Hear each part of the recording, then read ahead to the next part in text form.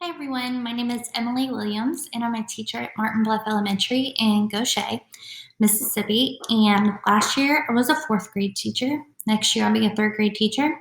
And today I'm going to be sharing this session with you, bringing coding to your classroom.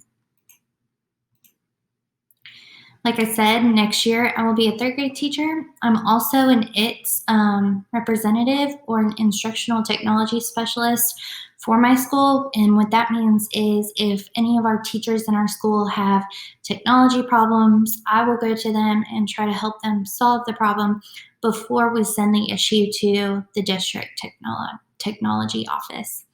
All right. Here is my email address in case you have any questions or would like further support with coding in your classroom. I'm more than happy to help in any way I can. And this is my Twitter handle. You can find me on Twitter as well. Okay, so let's start with our learning goals. So in this session, our goals are to learn how to use coding in the classroom in a practical and efficient way. And the two keywords there are practical and efficient. I'm all about things having a purpose and getting done in the most efficient way. So I'm going to hopefully help you with that in your classroom. Also, understand why including coding in your classroom and computer science is so important. I'm going to give you some data that backs that up too. Okay, so what is coding? I do have a video here, but I'm not going to show it to you for time because of time purposes. But you can watch it later if you like. I also show this video to my students in a code club that I run after school. And it's a really good way of having students understand what coding is. And this quote also sums it up pretty well. Coding is the language used by computers to understand our commands and therefore process our requests. So what coding is, when we write code, we are telling a program or an appliance or some type of technology what we want them to do, and they produce the output. For example, your washing machine. That's an example mentioned in the video. You press certain buttons, and those buttons are programmed to tell the washing machine what to do, and that is coding. Okay, what coding looks like. You may have seen something that looks like this before. This is HTML code and CSS code. HTML code is not technically a coding language, but it is very important. And CSS code is what makes the HTML look pretty. So on websites, the different designs and the colors and the images that you see, it's all created with a background code. Right? Now, don't fret. This is not what we are going to be having our students doing in the classroom. This is what coding in your classroom can look like. Okay, so here we have a mat on the Scratch website, which I'm going to show you today. And here we are using blocks to write code. So for example, this is what the output is going to be, and this is the input. So students can choose from blocks and tell their characters or their sprites what they want them to do, to move, to face a different direction, to jump, to change to a different character or sprite,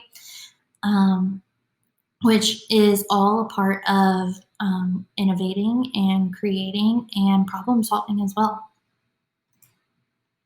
Okay, so first I'm going to talk to you about 3 different online coding resources that you can use right away in your classroom. You could start it the first couple weeks of school if you wanted to. Let's see. The first one is Hour of Code. And all these links I'm going to show you on the screen in this presentation, and you can copy and paste these links, put them in your Google Classroom, put them in whatever platform you use, share them by just writing it on the board even.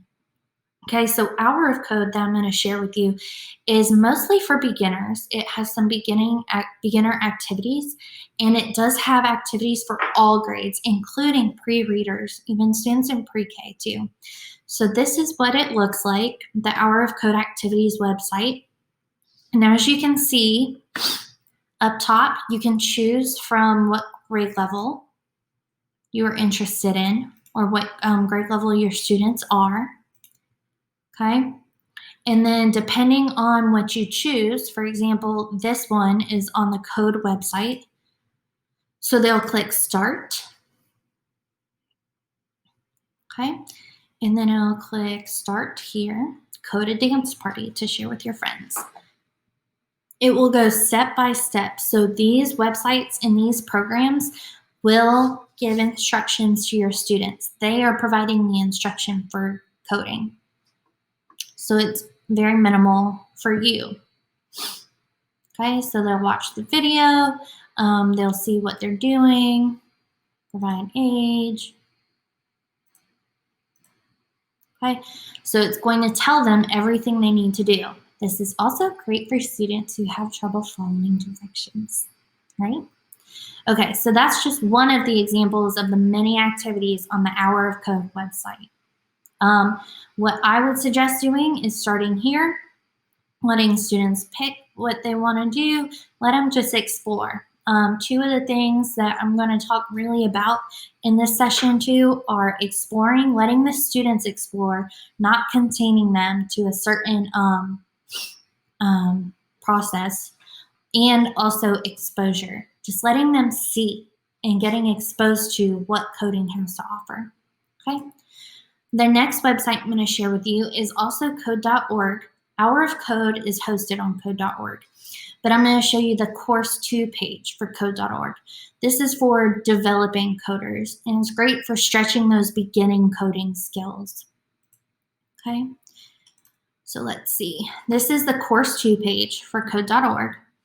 And if you scroll down, you can see some of these activities have unplugged activities. That means if you don't have iPads or Chromebooks or computers or technology in your classroom, you can click the unplugged activity and it will give you directions in a video of instructions of what the assignment or the activity looks like. Okay, you can view the lesson plan and download it and print it off and include coding this way. Coding doesn't have to be online. All right, but if you decide to give this link to your students, for example, they would click on any of the ones, and that is going to give them their first instruction. So can you get me to the pig using 5 of the same kind of blocks? Okay.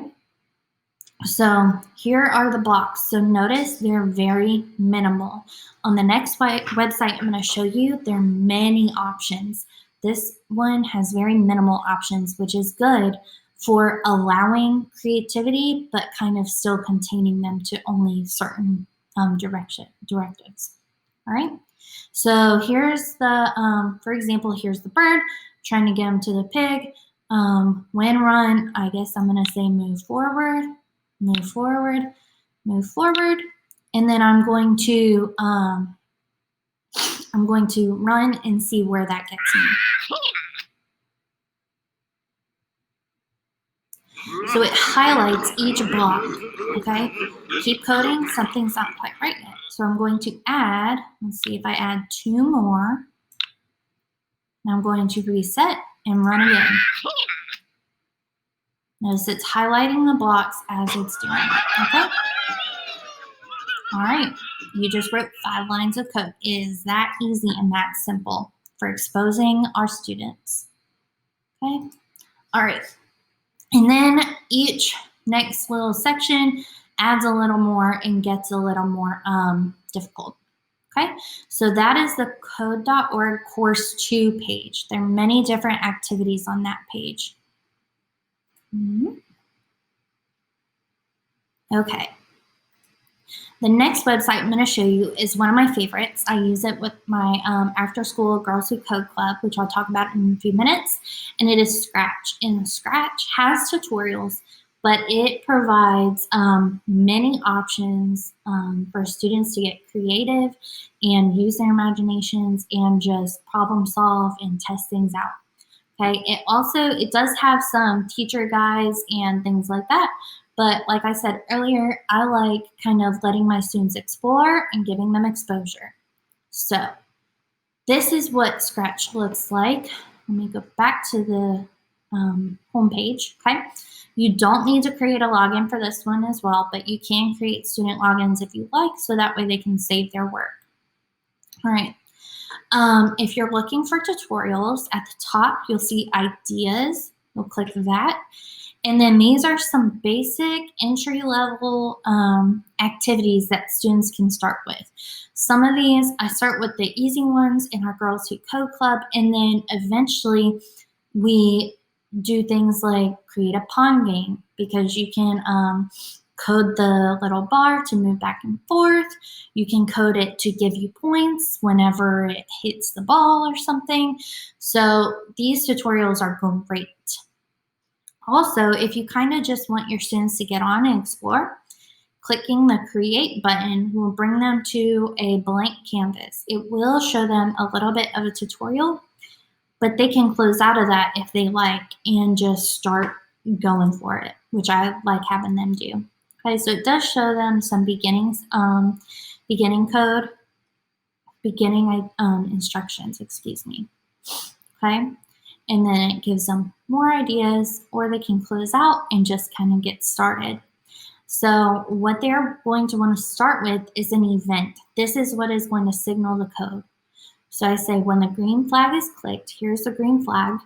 Let's say I'm going to have him move 10 steps, then turn, and then move again. So let's say I'm going to have him move 200 steps, and then I'm going to have him turn 180 degrees, which your students, maybe you're not doing things like this yet, they can get on, type in any numbers, and just play around with it and see what works for them. And then 100. Now let's just see what it does. I'm not sure exactly what it's going to do, but let's see. Green flag. Okay, see, it turned it 180 degrees upside down. I didn't expect it to do that. I thought it was going to flip. So let's see, if I take this out, if I say point in direction, maybe if I do point in direction, and this will help them 180 degrees. Let's see what happens now. It's all kind of, it's all about trial and error too. And this is a great way to get your kids to learn by doing things like that. And you can see he's pointing in the 180 direction. I want to change that.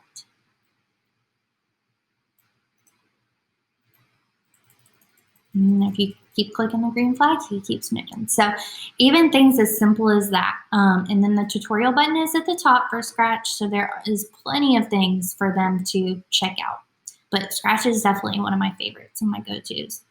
Also, there's CS First by Google. You could check that one out as well. Pair programming. I'm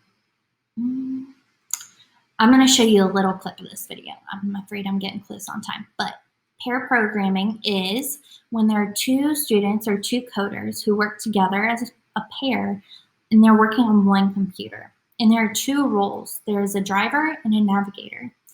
The driver is the student who writes the code with the computer, while the navigator reviews and communicates suggestions. So let me show you just a quick little snippet of this video. In pair programming, one person is the driver and the other person is the navigator, just like driving a car. Your choice, driver or navigator? Driver. The driver sits at the computer and is the one using the keyboard, mouse, or touchscreen and controlling the main actions of the computer. I'm setting all the arrows so that they make the character move in the direction he's trying to move. The other person is the navigator. The navigator helps the driver by answering the driver's questions and pointing out potential problems or mistakes. Okay, really quickly, I'm going to show you one more part to this video. This video is also good for showing your students if you're going to have them doing pair programming, because it also gives them some quick do's and don'ts of the roles. So let's see here. No insults.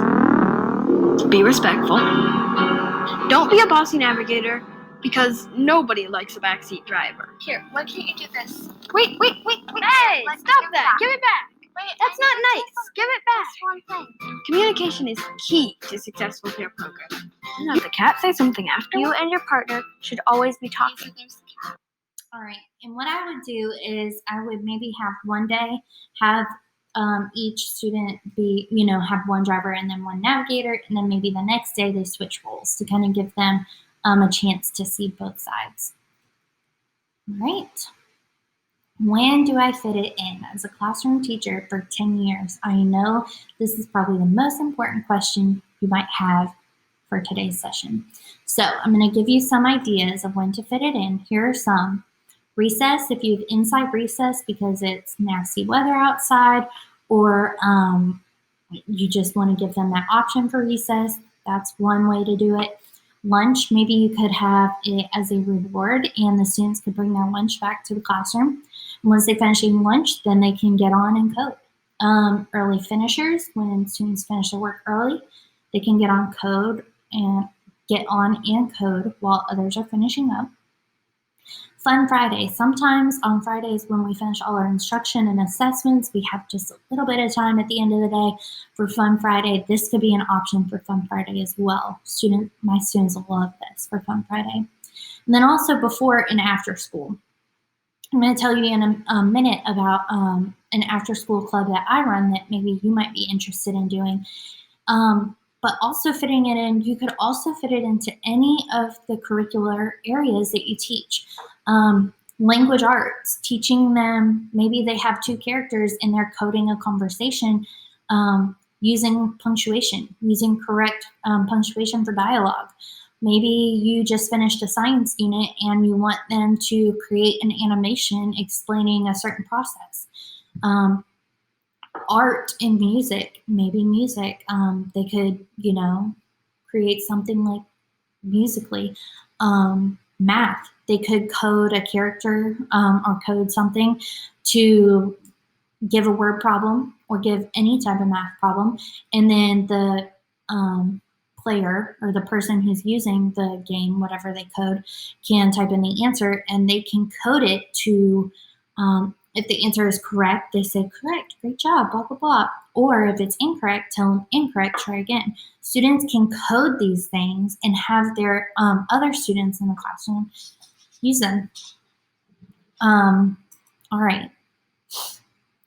Why is coding so important? Coding is so important because of jobs in computer science.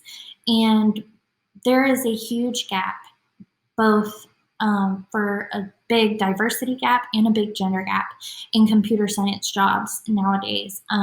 There has been an increase in diversity, and this chart is from code.org, these data points. So you can see from 2014 for women, Blacks, and Hispanics to 2017, there has been minimal growth. There has been growth, but it has been minimal. It is not enough. At this current rate, it will still take over 100 years to achieve balanced representation in computing jobs. So once again, I go back to the two things that I said I really wanted to hit on this session. Exploring and exposure. If we can expose coding and computer science early on, even if it's just 5 to 10 minutes a day or 15 or 20 minutes a week, if we can expose it early on to our diverse classrooms, then there is a chance that those students become more and more interested in this field and decide to pursue computer science classes in middle school or high school or even in college and get a degree in it. All right, so it starts with us in exposing our kids to computer science and coding. All right, now lastly, I want to talk about Girls Who Code. And Girls Who Code is a nonprofit organization that hosts Girls Who Code clubs across the world. And one of their missions is to increase the number of women in computer science. And how they do that is they provide for free instructional materials, even hardcover books.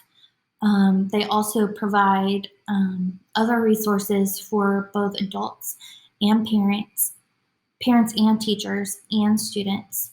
All right, and it's for girls in grades 3 through 12.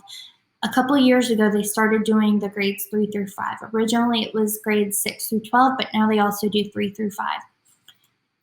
All right, and applying to become a sponsor is quick and easy.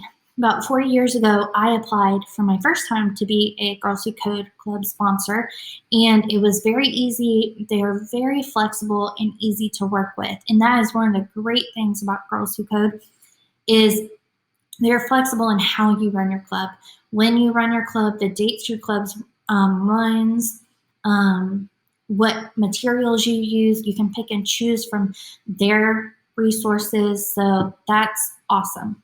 Okay, this is a picture of our girls last year in last year's Girls Who Code Club that I run after school, and what they've looked like in the past for me, what they could look like for you. When I first started, I had a handful of students, a handful of girls.